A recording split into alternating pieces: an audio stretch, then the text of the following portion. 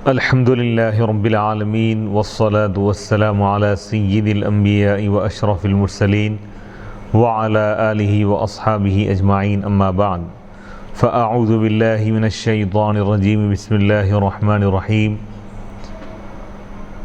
وما آتاكم الرسول فخذوه وما نهاكم عنه فانتهوا واتقوا الله إن الله شديد العقاب صدق الله العظيم۔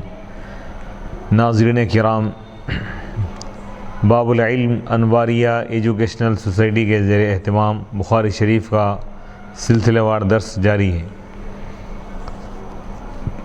کتاب الوضوء کے مختلف ابواب کے تحت مختلف احادیث ذکر کی جا رہی ہیں اور ان سے مختلف مسائل، وضوء کے آداب، فرائض، سنتیں اور اس کے ساتھ ساتھ استنجا کے آداب اور طریقے کو بھی بیان کیا گیا ہے، اور اس میں فقہا کے فقہی اختلاف اور ائمہ کے مذاہب کے متعلق بھی بحث کا ذکر کیا جا رہا ہے۔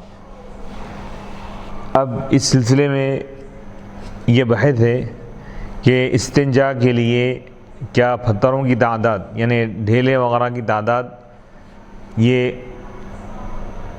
لزومی ہے یا لازم نہیں ہے؟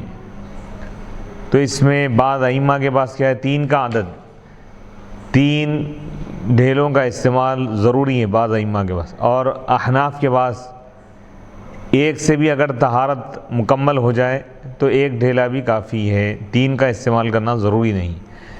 اب احناف کے دلائل وغیرہ بھی یہاں پر دیے جا رہے ہیں۔ 3 سے کم پتھروں سے استنجا کے جواز پر، جائز ہونے پر مزید دلائل۔ علامہ ابو الحسن علی بن خلف ابن بطال المالکی القرطبی رحمۃ اللہ علیہ فرماتے ہیں، پتھروں کے عدد کے بارے میں ائمہ کا اختلاف ہے، تعداد کے بارے میں۔ امام مالک اور امام اعظم ابو حنیفہ رحمۃ اللہ علیہ کا مذہب یہ ہے کہ 3 پتھروں سے کم سے بھی استنجا کرنا جائز ہے، طہارت لینا جائز ہے، بشرطے کہ ان سے صفائی ہو، یعنی طہارت حاصل ہو جائے، پاک صاف ہو جائے انسان۔ اور امام شافعی نے کہا 3 پتھروں سے کم سے استنجا کرنا جائز نہیں، خواہ طہارت حاصل ہو یا نہ ہو، خواہ طہارت حاصل ہو جائے، یعنی طہارت 1 سے بھی اگر طہارت ہو رہی ہے، انسان پاک صاف ہو رہا ہے، تب بھی ان کے پاس 3 کا استعمال، 3 عدد کا، 3 پتھروں کا استعمال ضروری ہے۔ جن احادیث میں 3 پتھروں سے استنجا کرنے کا حکم دیا گیا ہے ان کی توجیہ کرتے ہوئے علامہ ابن بطال مالکی فرماتے ہیں، اور جائز ہے کہ 3 پتھروں کو استحسان پر محمول کیا جائے، یعنی بہتر ہے 3 کا استعمال، یہ مراد ہے، 3 لازم ہے یہ بتانا مقصد نہیں، خواہ 3 سے کم پتھروں سے صفائی یعنی طہارت حاصل ہو جائے، اس لیے کہ استنجا پتھر سے مسح کرنا ہے، پوچھنا ہے، اور شریعت میں مسح میں تکرار واجب نہیں ہے۔ اس کی دلیل سر اور خفین کا مسح ہے، سر کا مسح 1 ہی مرتبہ کرتے، 3 مرتبہ نہیں، خفین کا مسح بھی 1 مرتبہ کرتے ہیں۔ نیز یہ وہ نجاست ہے جس کا اثر معاف ہے، بس ضروری ہے کہ اس میں مساقت کا مقرر ہونا واجب نہ ہو۔ نیز اگر پتھر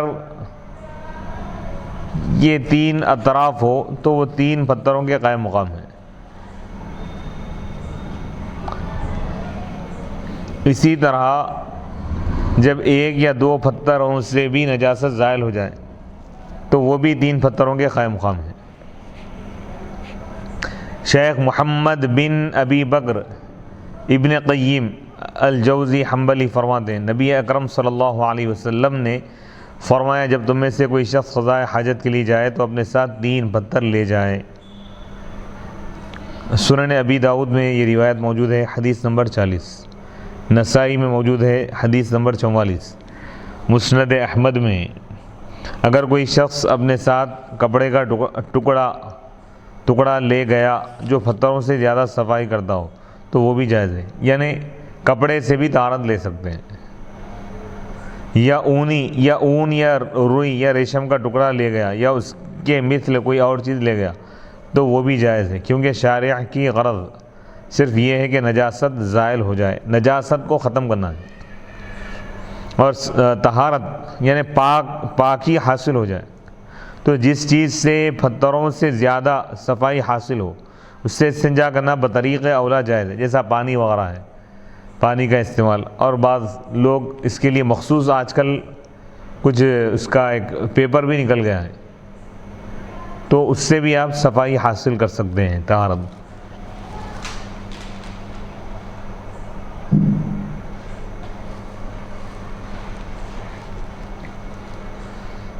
گوبر کے نجس ہونے کے بارے میں، ناپاک ہونے کے بارے میں فقہاء کے مذاہب اور ابن حزم، داؤد اور دیگر غیر مقلدین کا رد۔ اس حدیث میں یہ بات بتائی گئی ہے کہ حضرت عبداللہ بن مسعود رضی اللہ تعالیٰ عنہ 2 پتھروں کے ساتھ تیسرا گوبر کا ٹکڑا لائے تھے۔ آپ نے یعنی حضور علیہ الصلوۃ نے گوبر کے ٹکڑے کو آپ نے پھینک دیا اور فرمایا یہ ناپاک ہے، نجس ہے۔ صحیح بخاری، سنن نسائی، مصنف ابن ابی شیبہ، المعجم الکبیر وغیرہ میں مذکور ہے، ذکر کیا گیا ہے کہ آپ صلی اللہ علیہ وسلم نے فرمایا یہ رکس ہے، ناپاکی ہے، گندگی ہے۔ اور ابن ماجہ میں آپ نے فرمایا یہ رجس ہے اور رکس ہے اور رجس، ان دونوں لفظوں کے معنی ایک ہی ہے، ناپاک۔ اور اس حدیث میں اس کی صراحت وضاحت ہے کہ گوبر نجس ہے۔ علامہ بدر الدین محمود بن احمد عینی حنفی اس حدیث کے تحت فقہاء کے مختلف مذاہب کو بیان کرتے ہوئے فرماتے ہیں گوبر کی نجاست کی صفت میں علماء کا اختلاف ہے، گوبر ناپاک ہے۔ امام اعظم ابو حنیفہ رحمۃ اللہ علیہ کے پاس یہ نجاست غلیظہ یعنی سخت ترین ناپاکی ہے، یہی امام ظفر کا قول ہے۔ امام ابو یوسف اور امام محمد کے نزدیک یہ نجاست خفیفہ ہے، اور امام مالک کے نزدیک گوبر طاہر ہے، پاک ہے۔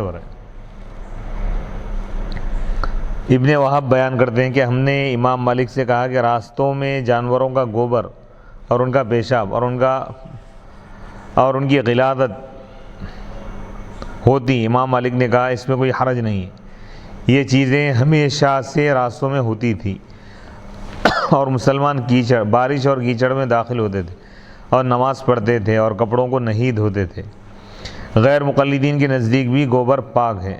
شیخ علی بن احمد بن سعید بن حزم اندلوسی لکھتے ہیں داؤد نے کہا ہر حیوان کا پیشاب اور اس کی نجاست، اس کی غلاظت پاک ہے، خواہ اس کا گوشت کھایا جاتا ہو یا نہ کھایا جاتا ہو، سوائے انسان کے پیشاب اور موشن کی کہ وہ ناپاک ہے۔ شیخ ابن حزم نے کہا امام اعظم ابو حنیفہ رحمۃ اللہ علیہ نے فرمایا یہ نجاست غلیظہ ہے، ان کا یہ قول فاسد ہے، یعنی صحیح نہیں ہے، اس کی اصل سنت صحیحہ میں ہے، نہ ضعیفہ میں، نہ قرآن میں، نہ قیاس میں، نہ اجماع میں، نہ کسی ایسے شخص کا قول ہے جس کی رائے صحیح ہو، یعنی غیر مقلدین اس کو پاک سمجھ رہے جبکہ یہ ناپاک ہے۔ مشہور غیر مقلد عالم حافظ عبداللہ لکھتے ہیں گوبر حنفی مذہب میں پاک نہیں، مگر حدیث سے اس کی طہارت ثابت ہے۔ رسول اللہ صلی اللہ علیہ وسلم نے فرمایا بکریوں کے باڑے میں، اس کے ریوڑ میں یا استبل میں نماز پڑھو۔ اس سے معلوم ہوا کہ مأکول اللحم، جن جانوروں کا گوشت کھایا جاتا ہے، اس کا گوبر پیشاب پاک ہے۔ میں کہتا ہوں یہ استدلال فاسد ہے، یہ جو استدلال کیا حضور جو فرمایا کہ بکریوں کے استبل میں نماز پڑھ سکتے ہیں، اس سے یہ سمجھنا کہ اس کا پیشاب پاک ہے، یہ غلط ہے، کیونکہ بکریوں کے باڑے میں نماز پڑھنے سے یہ کب لازم آتا ہے کہ ان کے پیشاب اور گوبر پر نماز پڑھی جائے۔ اس حدیث کا مطلب یہ ہے کہ باڑے میں کسی صاف پاک جگہ پر مصلی بچھا کر اس پر نماز پڑھی جائے۔ ایک حدیث میں ہے کہ رسول اللہ صلی اللہ علیہ وسلم نے چند آدمیوں کو جو مدینے میں آ کر بیمار ہو گئے فرمایا تم اونٹنیوں کا پیشاب اور دودھ پیو، وہ شفا یاب ہو گئے۔ اس سے بھی معلوم ہوا کہ مأکول اللحم، چوپائے کا جانور کا بول، پیشاب، گوبر پاک ہے۔ یہ اہل حدیث کا قول ہے۔ اہل حدیث یہ ورنگے ہوئی چند لوگ آ گئے تھے، 7 افراد قبیلے عرینہ کے، مدینہ منورہ میں آئے، وہاں کی آب و ہوا نہیں بنی، لوگ منافقین تھے، لوگ منافق کو وہاں کی ہوا نہیں بنی، ناپاک لوگ۔ تو اب حضور کے پاس آئے لوگ، پیٹ پھل گئے تھے لوگ، گیسز، انہیں کئی بیماریاں ہو گئی، تو حضور فرمائیں کہ مدینے کے باہر اونٹوں کا استبل تھا، اونٹنیاں وغیرہ اونٹ رکھے جاتے، فرمائیں کہ وہاں کے اونٹنیوں کا تم دودھ پیو اور پیشاب پیو۔ وہ لوگ حضور کے حکم پر عمل کیے، دودھ پیے اور پیشاب بھی پی، پھر شفا یاب ہو گئے۔ شفا یاب ہونے کے بعد کیا کیا وہ لوگ، وہاں کا جو چرواہا تھا اس کو قتل کر دیے، ٹکڑے ٹکڑے کر دیے، اور جانوروں کو لے کے، اونٹوں کو لے کے بھاگے۔ تو حضور وہ لوگوں کے لیے سزا مقرر کی کہ ان کے ہاتھ پیر کاٹ دیے جائے۔ تو اس حدیث سے یہ لوگ استدلال کریں۔ دوسری حدیث سے استدلال میں حافظ عبداللہ نے کئی غلطیاں کی۔ ایک یہ ہے کہ اس حدیث میں کہیں گوبر کا ذکر نہیں، اور انہوں نے اس حدیث سے گوبر کے پاک ہونے کو بھی نکال لیا، جبکہ ہے ہی نہیں اس میں۔ دوسری غلطی یہ کہ اس حدیث میں ہے کہ چند بیمار آدمیوں کو رسول اللہ صلی اللہ علیہ وسلم نے اونٹیوں کا پیشاب پینے کی اجازت دی تھی، نہ کہ تمام امت مسلمہ۔ تمام امت کو عمومی حکم نہیں دیا گیا، وہ لوگ جو بیمار تھے بدبخت، تو ان کے لیے اللہ کی طرف سے آپ کو یہ وحی ہو گئی تھی کہ ان کا علاج اس میں، عمومی حکم نہیں ہے۔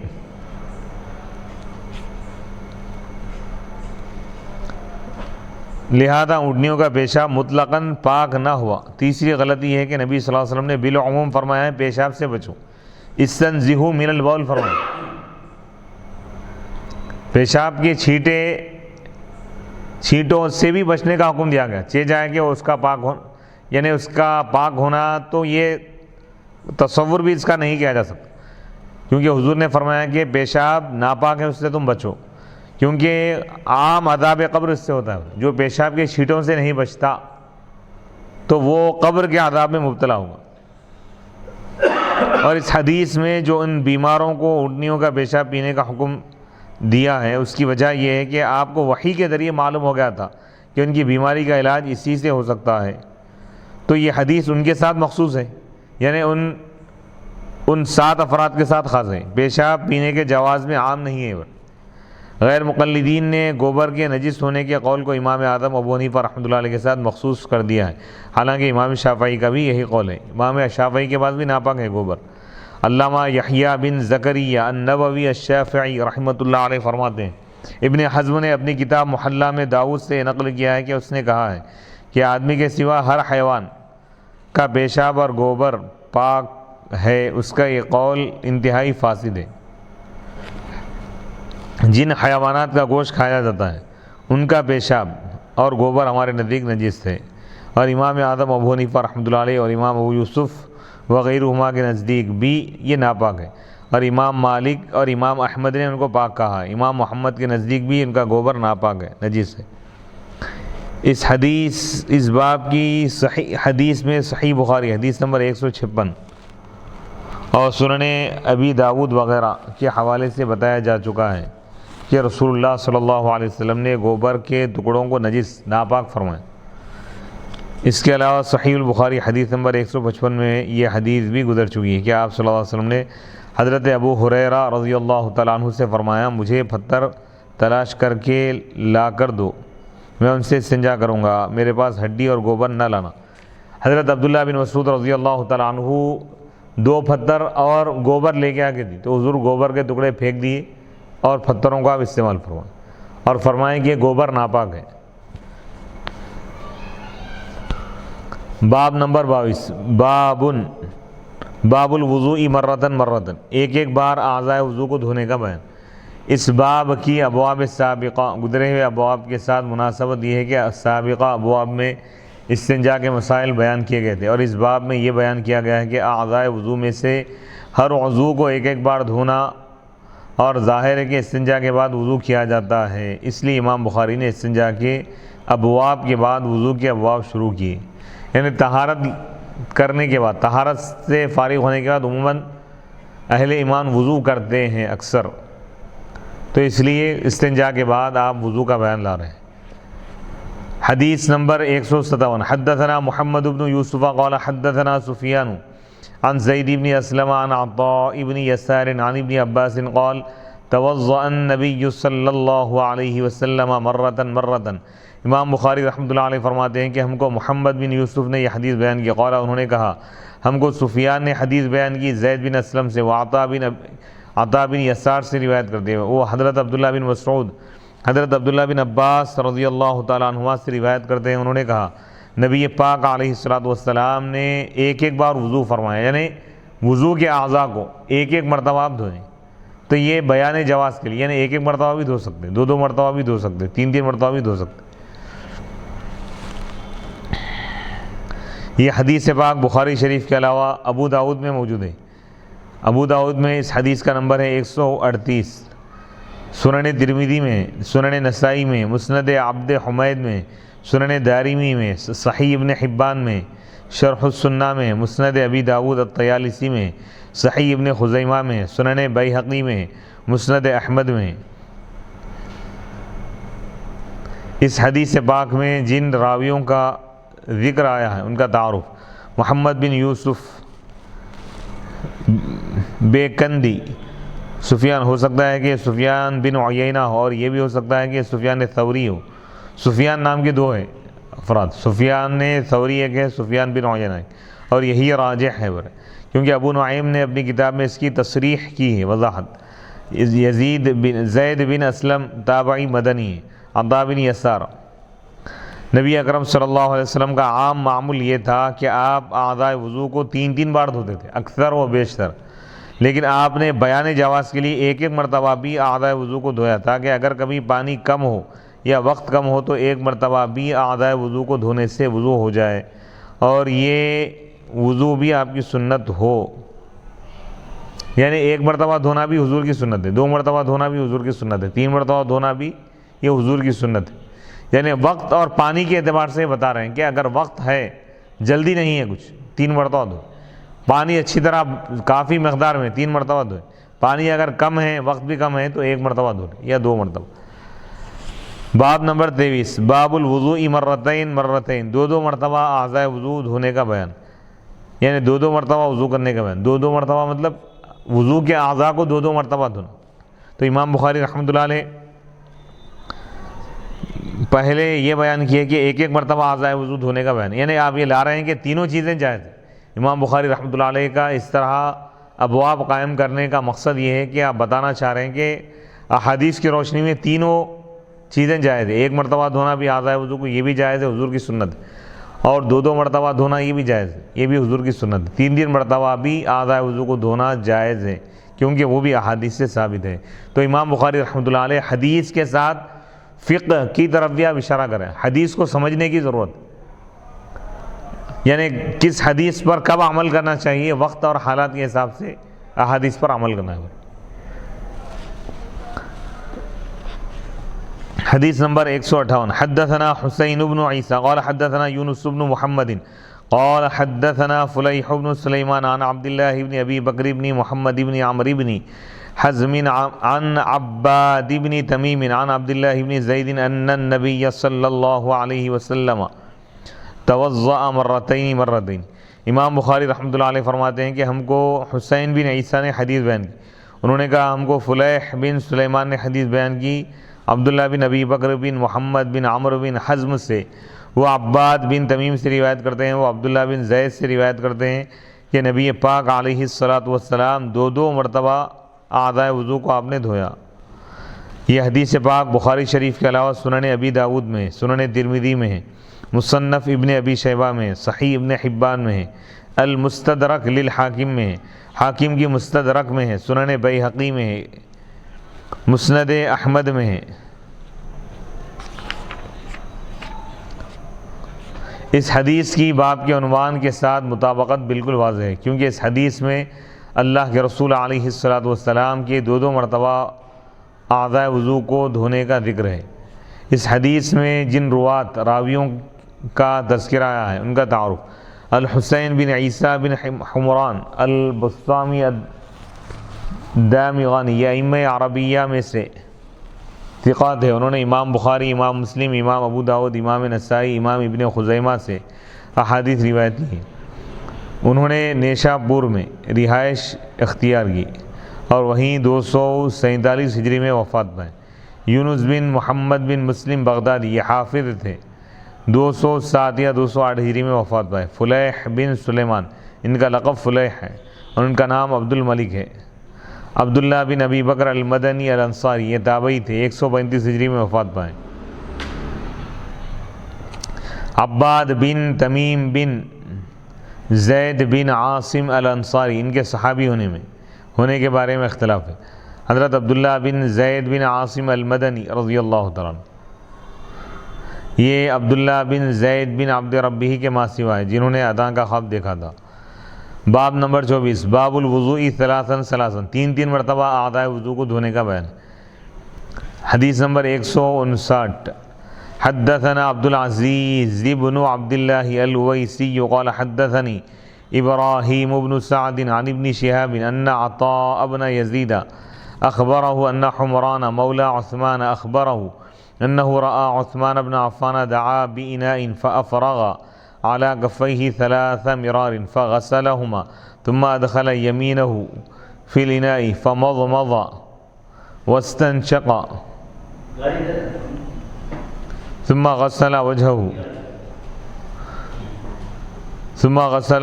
3 ويديه إلى المرفقين 3 مرار ثم مسح برأسه ثم غسل رجليه 3 مرار إلى الكعبين ثم قال رسول الله صلى الله عليه وسلم من توضأ نحو وضوء هذا ثم صلى ركعتين لا يحدث فيهما نفسه غفر له ما تقدم من ذنبه۔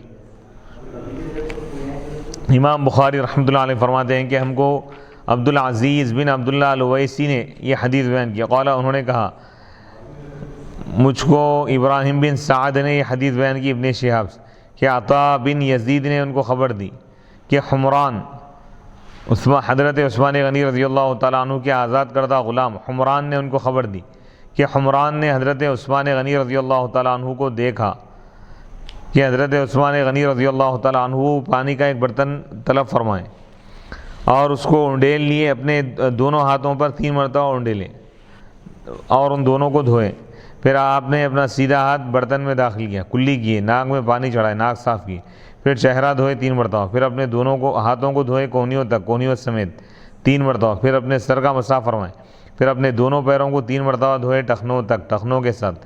پھر آپ نے فرمایا، اللہ کے رسول علیہ الصلاۃ والسلام نے ارشاد فرمایا جو میرے اس وضو کی طرح وضو کرے گا، پھر 2 رکعت نماز پڑھے گا نا، یعنی تحیۃ الوضو، جس میں وہ اپنے نفس سے بات نہیں کرے گا، یعنی اپنے اختیار سے کوئی وسوسوں کی طرف مائل نہیں ہوگا، تو اس کے سابقہ تمام گناہ معاف کر دی جائیں گے، بخش دیے جائیں گے، گناہ صغیرہ۔ یہ حدیث پاک بخاری شریف کے علاوہ صحیح مسلم میں بھی موجود ہے، حدیث نمبر 226، سنن ابی داؤد میں موجود ہے، حدیث نمبر 106، سنن نسائی میں موجود ہے، حدیث نمبر 84، سنن ابن ماجہ میں حدیث نمبر 285، نسائی کی سنن کبریٰ میں حدیث نمبر 176، صحیح ابن حبان میں 360، مسند احمد میں جلد 1 صفحہ نمبر 68۔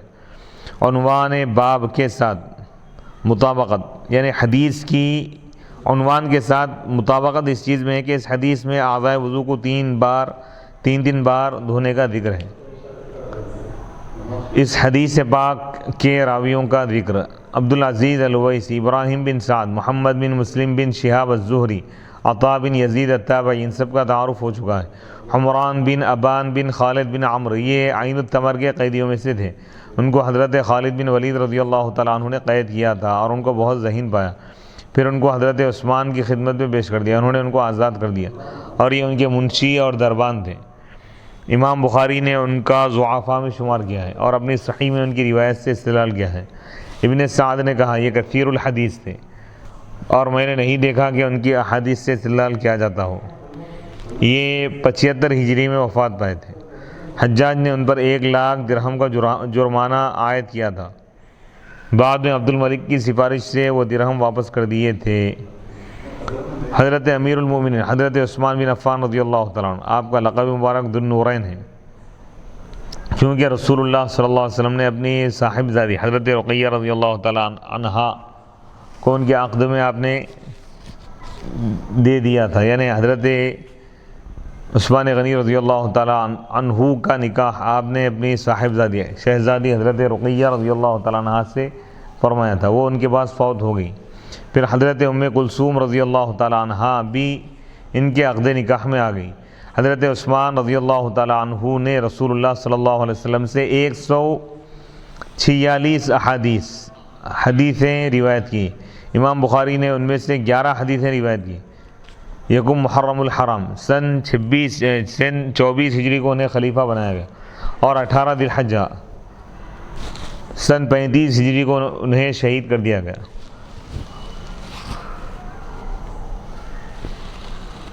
الاسود نے ان کو قتل کیا تھا۔ حافظ ابن کثیر نے لکھا ہے کہ الاسود نے حضرت عثمان غنی رضی اللہ تعالیٰ عنہ کا گلا گھوڑ دیا تھا، اور ایک روایت یہ ذکر کی ہے کہ سودان بن حمران نے آپ کو تلوار سے قتل کیا تھا۔ ایک روایت ذکر کی ہے کہ رومان بن سودان نے تلوار کے وار سے آپ کو قتل کیا تھا۔ البدایہ والنہایہ جلد 5 صفحہ نمبر 278 276 تھا 278۔ ہفتے کی شب بقیع میں حضرت یعنی جنت البقیع میں حضرت سیدنا عثمان غنی رضی اللہ تعالیٰ عنہ کی تدفین عمل میں لائی گئی۔ ان کی عمر اس وقت 82 سال تھی۔ حکیم بن حزام نے ان کی نماز جنازہ پڑھائی۔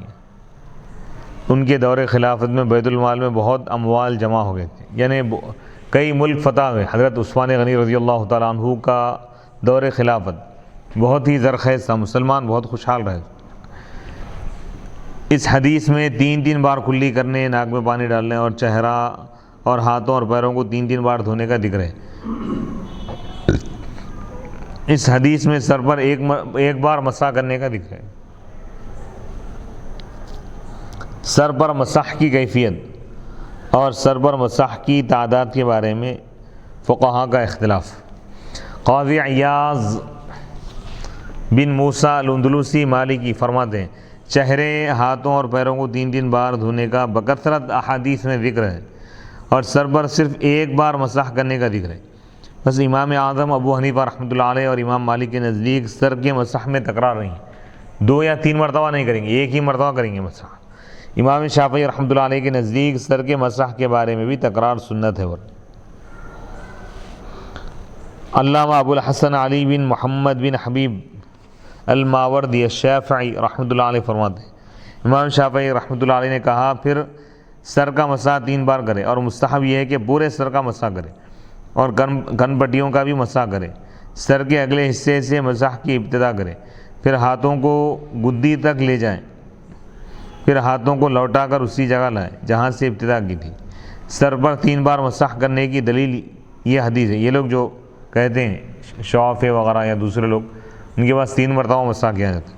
حمران بیان کرتے ہیں کہ میں نے دیکھا کہ حضرت عثمان غنی اور رضی اللہ تعالیٰ عنہ نے وضو کیا، پھر سابقہ روایت کی طرح بیان کیا، اور اس حدیث میں کہا کہ انہوں نے سر پر 3 بار مسح کیا اور 3 بار پیروں کو دھویا۔ اس کے بعد امام ابو داؤد نے حدیث نمبر 108 اور حدیث نمبر 106 کی مثل بیان کی۔ پھر فرمایا حضرت عثمان غنی رضی اللہ تعالیٰ عنہ کی تمام صحیح احادیث اس پر دلالت کرتی ہیں کہ انہوں نے صرف ایک بار سر کا مسح کیا، کیونکہ انہوں نے ذکر کیا ہے کہ حضرت عثمان بن عفان رضی اللہ تعالیٰ عنہ نے اعضائے وضو کو 3 بار دھویا اور سر کا مسح صرف ایک بار کیا، اور سر کے مسح میں تعداد کا ذکر نہیں، جس طرح دیگر اعضائے وضو میں تعداد کا ذکر کیا تھا۔ صاحب ہدایہ فرماتے ہیں کہ امام شافعی رحمۃ اللہ علیہ نے جو 3 بار مسح کرنے کی روایت کی ہے وہ ایک پانی سے 3 بار مسح کرنے پر محمول ہے، یعنی وہ مراد ہیں پر ایک پانی سے 3 بار مسح کرنا، اور وہ بھی جائز ہے جیسا کہ امام اعظم ابو حنیفہ رحمۃ اللہ علیہ سے منقول ہے، کیونکہ فرض مسح کرنا ہے، اور 3 بار نئے پانی سے مسح کرنے سے مسح نہیں رہے گا بلکہ وہ سر کا دھونا ہو جائے گا۔ سر دھونا نہیں، مسح کیا ہے پوچھنا۔ تو حکمت ہے اس میں، دیکھیے ہاتھ کو دھویا جاتا ہے، پیروں کو دھویا جاتا ہے، چہرے کو دھو رہے ہیں، سر کو دھونا نہیں بول رہے ہیں، مسح کرنا بول رہے ہیں۔ کیوں؟ اگر بار بار سر دھونے سے بھی سردی کے بیٹھ جانے کا امکان رہتا۔ شریعت جو احکام شریعت میں فرض کیے گئے ہیں اس میں بڑی حکمت ہے، انسانی مزاج، انسانی طبیعت کا بڑا اس میں لحاظ رکھا گیا۔ نماز میں برے کاموں کا منصوبہ یعنی خیال لانا یہ برا ہے، مذموم ہے، اور نیک کاموں کا منصوبہ بنانا یعنی نماز کی حالت میں نیک کام اور بھی نیک کام کا کوئی ارادہ کر رہا ہے انسان تو یہ اچھی چیز ہے، مستحسن ہے۔ اس حدیث کے آخر میں فرمایا جس شخص نے میرے اس وضو کی طرح وضو کیا پھر 2 رکعت نماز اس طرح پڑھی کہ اس میں اپنے نفس سے کوئی بات نہ کی تو اس کے گزشتہ گناہ معاف کر دیے جائیں گے۔ انسان کے دماغ میں جو خیالات آتے ہیں ان کی 5 قسمیں: حاجز، کسی چیز کا اچانک خیال آ جائے اس کو حاجز بولتے ہیں عربی میں۔ خاطر، کسی چیز کا بار بار خیال آئے۔ حدیث نفس، نفس کی بات یعنی جس چیز کا خیال آئے نفس یا ذہن اس چیز کی طرف راغب ہو، مائل ہو اور اس کے حصول کا منصوبہ بنائے تو یہ حدیث نفس سے بنے۔ ہم کسی کو بولتے ہیں غالب جانب، اس چیز کو حاصل کرنے کی ہو، اور مغلوب جانب اس کو ترک کرنے کی ہو۔ مبادا اس پہ کوئی ضرر ہو، یعنی بولنا یہ چاہ رہے ہیں کہ 2 پہلو ہے، ایک غالب ہے ایک مغلوب ہے۔ یعنی غالب پہلو کیا ہے؟ اس چیز کو حاصل کرنے کی طرف زیادہ میلان ہو رہا اور اس کو چھوڑنے کی طرف میلان کم ہو رہا تو اس کو ہم بولتے ہیں۔ عزم مغلوب جانب بھی زائل ہو جائے اور اس کے حصول کا پختہ ارادہ اور نیت کر لیں۔ عزم یعنی پختہ ارادہ کر لیا کسی کام کرنے کا، نماز کی حالت میں کسی چیز کا خیال آیا کسی کام کا اور اس کے کرنے کا پختہ ارادہ کر لیا، اس کو عزم بولتے ہیں۔ اگر انسان کے ذہن میں گناہ کا خیال آ جائے تو پہلے 3 مرتبوں میں 3 مرحلوں میں اس سے مواخذہ نہیں ہوگا، حاجز، خاطر اور حدیث نفس۔ نہ پچھلی امتوں میں مواخذہ تھا نہ اس امت میں، اور چوتھی مرتبہ میں، چوتھے مرحلے میں پچھلی امتوں پر مواخذہ تھا، اس امت میں نہیں ہے۔ یعنی گناہ کا خیال آ گیا کسی چیز کا اور اس کا پختہ ارادہ یعنی گناہ کرنے کا ارادہ غالب آ رہا اور چھوڑنے کا مغلوب ہے، کم ہے، اس پر بھی مواخذہ نہیں ہوگا امت محمدیہ۔ ہاں اگر عزم کر لیا، جو ارادہ کیا تھا اس پر عمل کیا تو اب یہ گنہگار ہوں گا۔ دوبارہ فرمائیں۔ یعنی کسی چیز، کسی گناہ کا ارادہ کیا، خیال آیا اور گناہ کی طرف مائل ہوا، اور میلان کیا ہے اس کا؟ زیادہ ہے میلان، گناہ کرنے کا میلان، ارادہ زیادہ ہے اور چھوڑنے کا ارادہ کم ہے، اس پر کوئی گناہ نہیں ہے۔ جب تک کہ عملی طور پر وہ گناہ نہیں کریں گا گناہ نہیں لکھا جائے گا۔ امت محمدیہ کی یہ خصوصیت۔ اور گزری ہوئی امتوں میں کیا تھا؟ کسی گناہ کے ارادے کو اگر ان پختہ کر لیا، گناہ کرنے کا ارادہ زیادہ ہے اس کا اور چھوڑنے کا کم ہے، صرف اس ارادے پر بھی اللہ تعالیٰ ان سے مواخذہ فرماتا تھا۔ امت محمدیہ کے لیے ایسا نہیں ہے۔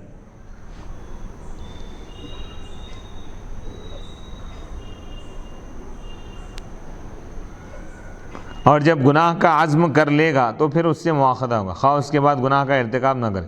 نماز میں انسان اگر کسی برے کام کے متعلق حدیث نفس کرے یعنی کسی برائی اور گناہ کا منصوبہ بنائے تو وہ مذموم ہے، برا ہے، اور اگر کسی نیکی کا منصوبہ بنائے تو وہ محمود اور مستحسن ہے، مستحب ہے، کیونکہ حضرت عمر رضی اللہ تعالیٰ عنہ نے فرمایا میں نماز کی حالت میں بھی لشکر کی صفیں مرتب کرتا رہتا ہوں، مرتب یعنی اس کی ترتیب بناتا ہوں۔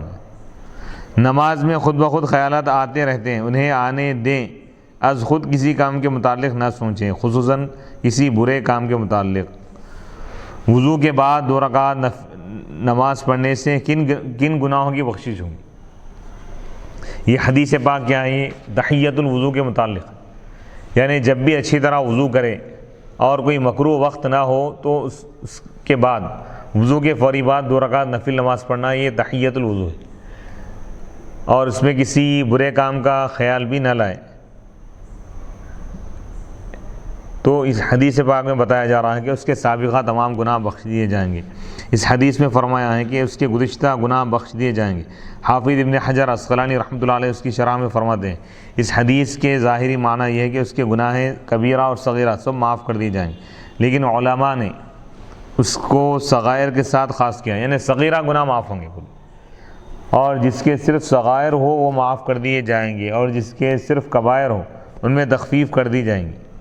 یعنی کسی کے چھوٹے گناہ نہیں ہیں، پورے بڑے ہی گناہ ہیں اور تحیۃ الوضو پڑھا تو گناہوں کا جو عذاب ہے اس میں تخفیف ہوں گے، اس کا بوجھ ہلکا کر دیا جائے گا، اور جس کے نہ صغائر ہو نہ کبائر اس کے نیکیوں میں اضافہ کر دیا جائے۔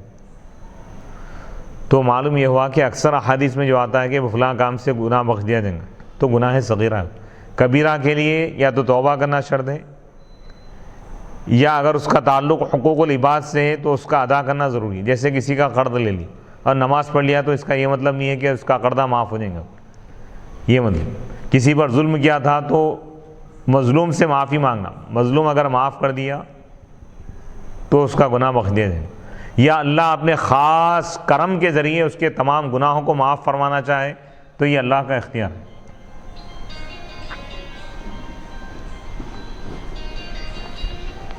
وضو کے بعد 2 رکعت نماز سنت وضو ہیں، نہ کہ تحیۃ الوضو۔ وضو کے بعد جو 2 رکعت نماز پڑھی جاتی ہے اس کو فقہا سنت وضو سے تعبیر کرتے ہیں، جیسا کہ رد المحتار میں مذکور ہے۔ بعض علماء نے اس کو تحیۃ الوضو کہا ہے۔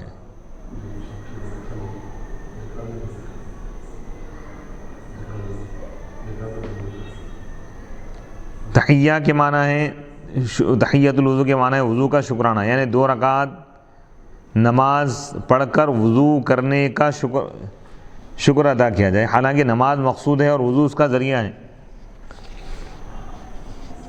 اور نماز اعلیٰ درجے کی عبادت ہے اور وضو ادنا عبادت ہے۔ وضو اور نماز کے مقابلے میں بتا رہے ہیں،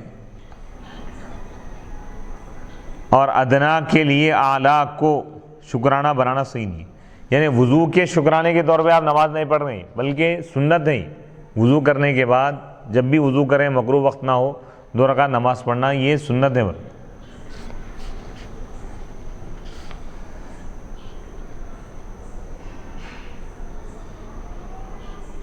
شیخ عبدالحق محدث دہلوی رحمۃ اللہ علیہ نے فرمایا کہ تحیۃ الوضو اور شکر وضو کوئی چیز نہیں ہے، وضو کا شکر ادا کر دیں گے آپ، وضو تو ادنا ہے، نماز اعلیٰ ہے،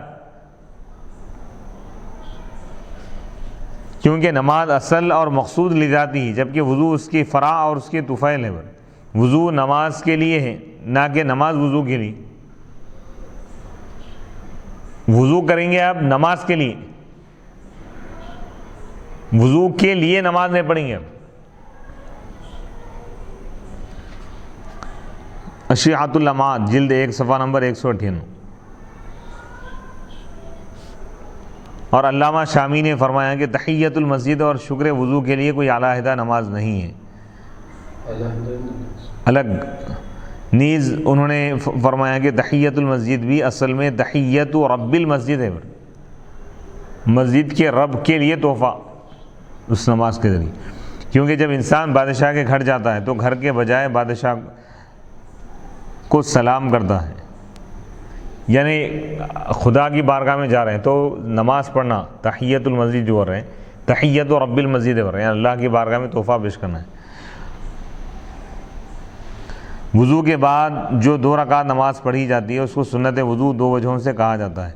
ایک وجہ یہ ہے کہ جیسا کہ اس باب کی حدیث میں جس شخص نے میرے اس وضو کی طرح وضو کیا، پھر 2 رکعت نماز اس طرح پڑھی کہ اس میں اپنے نفس سے کوئی بات نہ کی، تو اس کے گزشتہ گناہ معاف کر دیے جائیں گے۔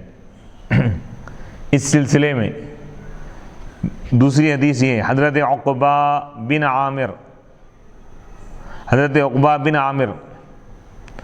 رضی اللہ تعالیٰ عنہ بیان کرتے ہیں کہ رسول اللہ صلی اللہ علیہ وسلم نے فرمایا، جس مسلمان نے اچھی طرح وضو کیا پھر کھڑے ہو کر 2 رکعت نماز ادا کی، وہ اپنے قلب اور چہرے سے اس نماز ہی کی طرف متوجہ تھا تو اس کے لیے جنت واجب ہوگی۔ صحیح مسلم حدیث نمبر 234۔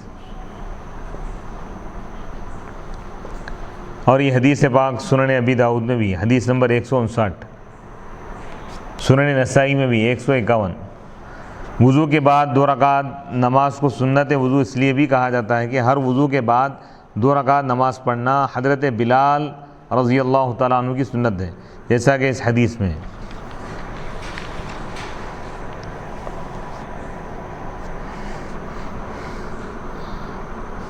حضرت ابو ہریرہ رضی اللہ تعالیٰ عنہ بیان کرتے ہیں کہ نبی اکرم صلی اللہ علیہ وسلم نے فجر کی نماز کے وقت حضرت بلال سے فرمایا، کہا اے بلال تم نے اسلام میں کون سا ایسا عمل کیا ہے جس کے اجر کی تم کو زیادہ توقع ہے؟ کیونکہ میں نے جنت میں اپنے آگے تمہارے نعلین کی آواز کو سنا۔ حضرت بلال نے کہا میں نے کوئی ایسا عمل نہیں کیا جس کے اجر کی مجھے زیادہ توقع ہو۔ بے شک میں دن یا رات میں جب بھی وضو کرتا ہوں تو میں اس وضو کے ساتھ وہ نماز پڑھتا ہوں جس کا پڑھنا میرے لیے مقدر کیا گیا ہے۔ صحیح البخاری حدیث نمبر 149، مسلم شریف حدیث نمبر 2458۔ تو اس حدیث کے اعتبار سے وضو کے بعد 2 رکعت نماز پڑھنا، 2 رکعت نفل نماز، یہ حضرت بلال کی سنت ہے۔ حدیث نمبر 160، وعن ابراہیم قال صالح بن کیسان قال ابن شهاب ولكن عروة يحدث عن حمران فلما توضأ عثمان قال الا احدثكم حديثا لولا آية ما حدثتكموه سمعت النبي صلى الله عليه وسلم يقول لا يتوضأ رجل يحسن وضوءه ويصلي الصلاة إلا غفر له ما بينه وبين الصلاة حتى يصليها قال عروة ولا إن الذين يكتمون ما أنزلنا من البينات إلى آخر الآية۔ امام بخاری رحمۃ اللہ علیہ فرماتے ہیں کہ ہم کو ابراہیم نے یہ حدیث بیان کی، قال انہوں نے کہا، صالح بن کیسان نے کہا کہ ابن شہاب نے کہا، لیکن عروہ حدیث بیان کرتے ہیں حمران سے۔ یہ حمران کون ہے؟ حضرت عثمان غنی رضی اللہ تعالیٰ عنہ کے آزاد کردہ غلام۔ حمران نے کہا کہ جب حضرت عثمان غنی رضی اللہ تعالیٰ عنہ نے وضو فرمایا تو آپ نے ارشاد فرمایا، کیا میں تم کو ایک حدیث بیان نہ کروں؟ اگر ایک آیت نہ ہوتی تو میں تم کو وہ حدیث بیان نہ کرتا۔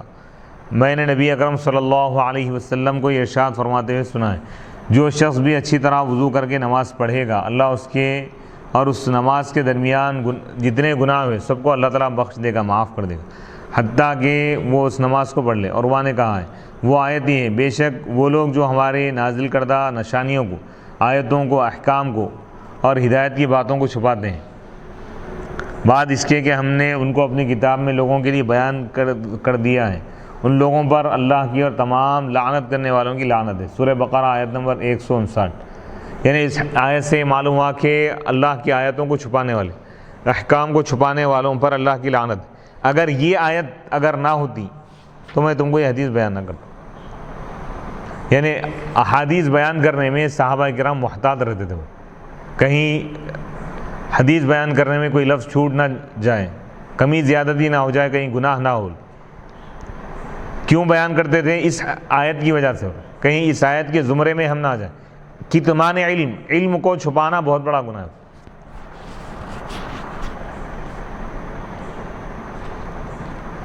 خاص طور پر جب لوگ اس علم کے محتاج ہو، یعنی لوگوں کو ان معلومات کی جب زیادہ ضرورت ہو، تو ایسے ماحول میں ان معلومات کو چھپانے والا، علم کو چھپانے والا بہت بڑا ملعون ہے۔ کیسے محمد؟ یعنی ایسا مقام ہے، ایسا علاقہ ہے جہاں پہ لوگ علم کے محتاج ہیں، علم کی ضرورت ہے، ان کو احکام بتانے کی ضرورت ہے، ان کو احادیث بیان کرنے کی ضرورت ہے، لیکن وہاں پر کوئی شخص نہیں بیان کر رہا ہے تو بہت بڑا گنہگار ہے۔ اگر اب جہاں پر علم چھپانے کی ضرورت نہیں ہے، وہاں پر علم عام ہے، چھپانے کی ضرورت نہیں ہے، تب بھی وہ چھپا رہا ہے تو بھی وہ زمرے میں آئے گا۔ جو وعید ہے علم چھپانے کی، کیا وہ اس وعید میں آئے گا؟ یعنی جب دوسرے لوگ ظاہر کرنے والے موجود ہو اور وہ علم جو اس کے پاس موجود ہے لوگوں کو معلوم ہو گیا ہے، اس ایک شخص پر اس کا دار و مدار نہیں ہے، اور بھی علماء ہیں جو ان احادیث کو بیان کر رہے ہیں، تو یہ گنہگار نہیں ہوں گا۔ یہ گنہگار اس وقت ہوں گا جب اس سے لوگ پوچھ رہے ہیں تب بھی وہ چھپا رہا ہے، نہیں بتا رہا، تو گنہگار ہوں گے۔ جیسے کوئی مفتی ہے یا کوئی بہت بڑا عالم ہے، لوگ اس سے فتویٰ پوچھ رہے ہیں لیکن پھر بھی وہ نہیں بتا رہا، تو وہ اس زمرے میں آ جائے گا۔ یا کوئی طالب علم ہے، پڑھنا چاہتا ہے، لیکن اگر کوئی سہولت رکھنے کے باوجود، وقت رکھنے کے باوجود پڑھانے کے لیے تیار نہ ہو بغیر کسی مجبوری کے، تو وہ بھی اس زمرے میں آ جائے گا۔ جبکہ کوئی اور شخص وہاں پر پڑھانے والا موجود نہ ہو اور اس کے پاس کوئی عذر بھی نہ ہو، یعنی بغیر کسی مجبوری کے وہ علم سکھانے کے لیے یا ظاہر کرنے کے لیے تیار نہ ہو،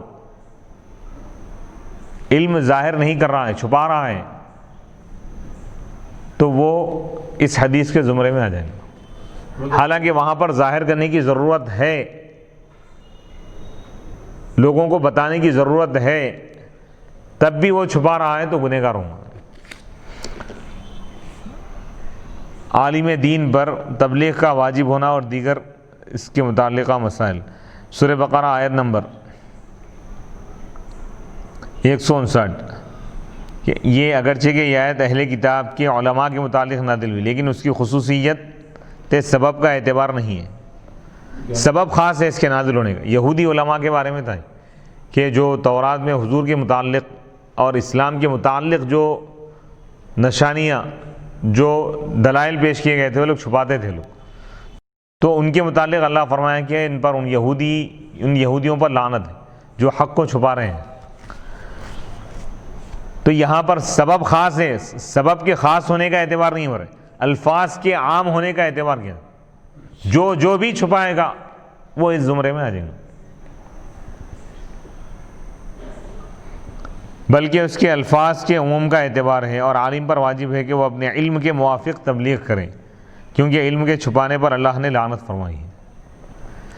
جب انسان اخلاص سے اللہ تعالیٰ کی عبادت کرے تو اللہ اس کی عبادت کو قبول فرماتا ہے اور اس کو بخش دیتا ہے۔ وہ آیت کا ترجمہ کیا ہے؟ ان الذين يكتمون ما انزلنا من البينات والهدى من بعد ما بيناه للناس في الكتاب اولئك يلعنهم الله ويلعنهم اللاعنون۔ سورہ بقرہ آیت نمبر 159۔ ترجمہ بے شک وہ لوگ جو چھپاتے ہیں ان نشانیوں کو جو ہم نے نازل کیا ہے، اور ہدایت کی باتوں کو، جو ہدایت کی باتوں کو ہم نے نازل کیا اس کو چھپاتے ہیں، جبکہ ہم نے اس کو لوگوں کے لیے کھول کھول کر بیان کر دیا ہے تورات میں۔ تو یہی وہ لوگ ہیں جن پر اللہ کی لعنت ہے، اور لعنت کرنے والوں کی بھی لعنت ہے،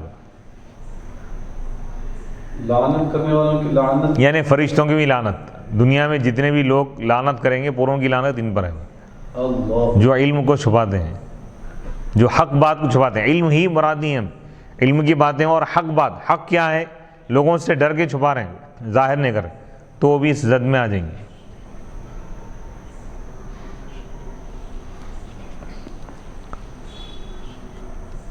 اس سے پہلی حدیث میں متبادر یہ تھا کہ جو شخص وضو کرنے کے بعد 2 رکعت نفل نماز پڑھے گا، جس کو سنت وضو کہتے ہیں، اس کو یہ مغفرت حاصل ہوگی، اور اس حدیث سے عموم مراد ہے جو شخص بھی وضو کر کے نماز پڑھے گا،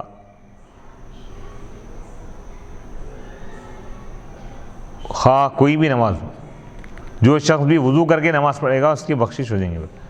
جیسے وضو کر کے ڈائریکٹ فرض پڑھ رہا یا سنت نماز پڑھ رہا تو بھی اس کی مغفرت ہو جائے گی۔ وہ مضمون چلتے چلتے پھر آگے شروع نہیں، وضو کے متعلق ہی وضو کی سنتیں کیا ہیں وہ بتا رہے ہیں، پھر بیچ میں وضو کے آداب، اور حدیث جو لے کے آتے ہیں کہ 3 مرتبہ اچھی طرح وضو کرنے سے مراد یہ ہے کہ 3 مرتبہ اعضائے وضو کو دھونا ہے۔ باب نمبر 25، باب الاستنثار فی الوضوء، وضو میں ناک میں پانی داخل کرنے کا بیان۔ ناک میں پانی ڈالنا، ناک صاف کرنا، یہ بھی سنت ہے۔ باب سابق، گزرے باب کے ساتھ اس باب کی مناسبت یہ ہے کہ باب سابق میں ناک میں پانی ڈالنے اور وضو کے تمام امور کا ذکر تھا، اور اس باب میں صرف ناک میں پانی ڈالنے کا ذکر ہے۔ تو یہ باب بمنزلہ جز کے ہے، یعنی وضو کے تمام سنتوں میں سے ایک سنت یہ ہے، اور گزرا ہوا باب کل کے درجے میں ہے۔ امام بخاری رحمۃ اللہ علیہ فرماتے ہیں ذکرہ عثمان وعبد اللہ بن زید وابن عباس رضی اللہ عنہم عن النبی صلی اللہ علیہ وسلم۔ حضرت عثمان، حضرت عبداللہ بن زید اور حضرت عبداللہ بن عباس رضی اللہ تعالیٰ عنہم نے اس کی نبی پاک علیہ الصلوۃ والسلام سے روایت کی ہے۔ اس کے معنی یہ ہے کہ ان صحابہ نے وضو میں ناک میں پانی ڈالنے کو نبی صلی اللہ علیہ وسلم سے روایت کیا۔ حضرت عثمان غنی رضی اللہ تعالیٰ عنہ کی حدیث تو ابھی صحیح البخاری حدیث نمبر 159 میں گزری ہے، اور حضرت عبداللہ بن زید کی حدیث انشاءاللہ عنقریب حدیث نمبر 185 میں آئیں گی، اور حضرت عبداللہ بن عباس رضی اللہ تعالیٰ عنہ کی حدیث نمبر 140 میں گزر چکی ہے۔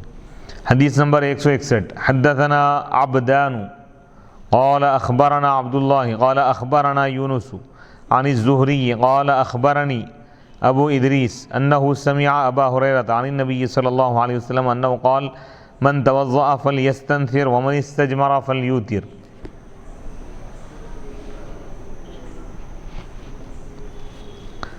امام بخاری رحمۃ اللہ علیہ فرماتے ہیں کہ ہم کو عبدان نے یہ حدیث بیان کی. قال انہوں نے کہا اخبرنا عبداللہ ہم کو عبداللہ نے خبر دی.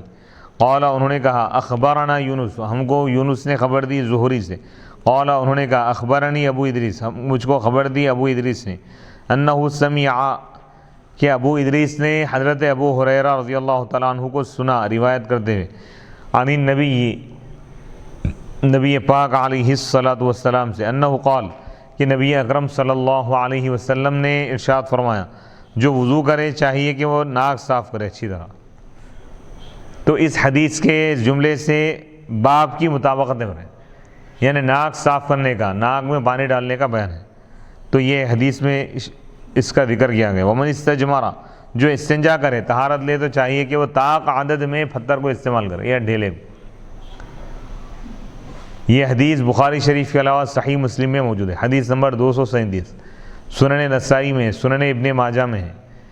سنن ابن ماجہ میں حدیث نمبر 409 مصنف ابن ابی شیبہ میں جلد نمبر 1 صفحہ نمبر 27 صحیح ابن خزیمہ میں مسند ابی عوانہ میں سنن بیہقی میں معرفت السنن والآثار میں شرح السنہ میں سنن دارمی میں المعجم الصغیر میں مسند بزار میں. باب کے عنوان کے ساتھ اس حدیث کی مطابقت اس جملے میں ہے من توضأ فلیستنثر جو وضو کرے تو ناک میں پانی ڈالے ناک کو صاف کرے.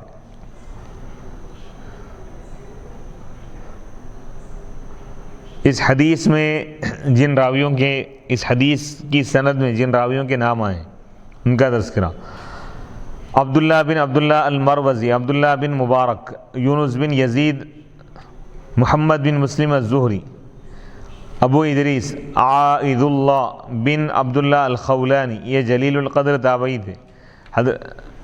حضرت امیر معاویہ رضی اللہ تعالیٰ عنہ کی حکومت میں دمشق میں قاضی تھے.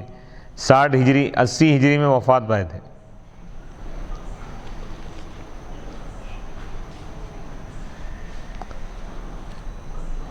جس نے پتھر سے استنجا کیا وہ طاق مرتبہ طاق عدد کا استعمال کرے.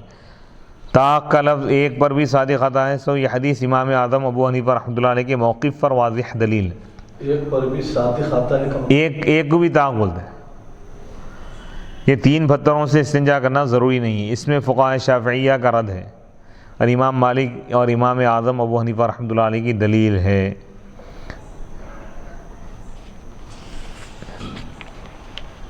باب نمبر 26 باب الاستجماری وطرن پتھروں سے طاق مرتبہ استنجا کرنا طاق عدد میں.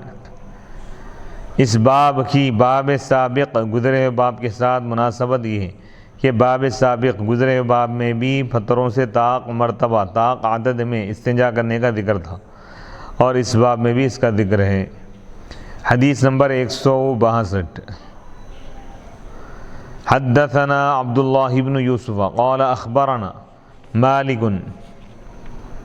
عن أبي الزناد عن الأعرج عن أبي هريرة أن رسول الله صلى الله عليه وسلم قال إذا توضأ أحدكم فليجعل في أنفه ثم لينثر ومن استجمر فليوتر وإذا استيقظ أحدكم من نومه فليغسل يده قبل ان يدخلها في وضوئه فإن أحدكم لا يدري أين باتت يده. امام بخاری رحمۃ اللہ علیہ فرماتے ہیں کہ ہم کو عبداللہ بن یوسف نے یہ حدیث بیان کی. انہوں نے کہا کہ ہمیں امام مالک نے یہ حدیث بیان کی. امام مالک نے خبر دی عن ابی الزناد ابو الزناد سے وہ اعرج سے روایت کرتے ہیں عن ابی ہریرہ وہ حضرت سیدنا ابو ہریرہ رضی اللہ تعالیٰ عنہ سے روایت کرتے ہیں کہ اللہ کے رسول علیہ الصلاۃ والسلام نے ارشاد فرمایا اذا توضأ احدکم جب تم میں سے کوئی شخص وضو کرے فلیجعل فی انفہ ثم لینثر تو اپنی ناک میں پانی ڈال کر ناک صاف کرے اور جو پتھر سے استنجا کرے تو اس کو طاق عدد میں استعمال کریں، 1 یا 3۔ جب تم میں سے کوئی شخص نیند سے بیدار ہو تو وہ وضو کے پانی کے برتن میں ہاتھ ڈالنے سے پہلے اپنے ہاتھ کو دھو لے۔ فَإِنَّ أَحَدَكُمْ لَا يَدْرِي، کیونکہ تم میں سے کوئی شخص نہیں جانتا، أَيْنَ بَاتَتْ يَدُهُ، کہ اس کے ہاتھ نے رات کہاں گزاری ہے، یعنی ہو سکتا ہے کہ ہاتھ پر کوئی نجاست لگی ہوئی ہو، تو اس لیے کہہ رہے ہیں کہ وضو کے برتن میں، وضو کے لوٹے میں، وضو کے جگ میں ڈائریکٹ ہاتھ داخل نہ کرے، پہلے ہاتھوں کو دھو لے، دونوں ہاتھوں کو پہنچوں تک دھوئیں۔ جب ہاتھ صاف ہو جائے تو اس کے بعد بکیٹ میں یا لوٹے میں یا برتن میں پانی ڈال یا ہاتھ ڈال کے پانی استعمال کیا جا سکتا ہے۔ اسلام کا نظام طہارت، پاکی اور صفائی کا جو نظام ہے بہترین نظام ہے، یعنی بار بار ہاتھ دھونے کا ذکر ملتا ہے اس میں احادیث مبارک۔ کوئی ضرورت کو گیا، ضرورت سے فارغ ہونے کے بعد ہاتھوں کو دھو لے، وضو کر رہا ہے تو پہلے ہاتھ دھونا ہے، کھانا اگر کھا رہا ہے تو پہلے ہاتھ دھونا ہے، وضو کے لوٹے میں یا برتن میں ہاتھ داخل کرنا چاہ رہا تو اس سے پہلے ہاتھ دھونا ہے۔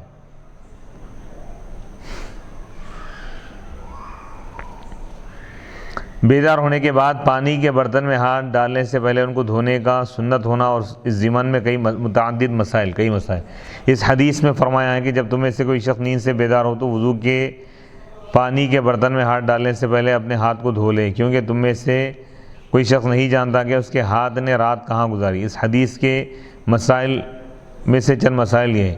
اس کی وجہ یہ ہے کہ مسلمان دن میں یعنی وہ اجابت اور پیشاب کرتے ہیں اور پتھر سے استنجا کرتے تھے، اس کے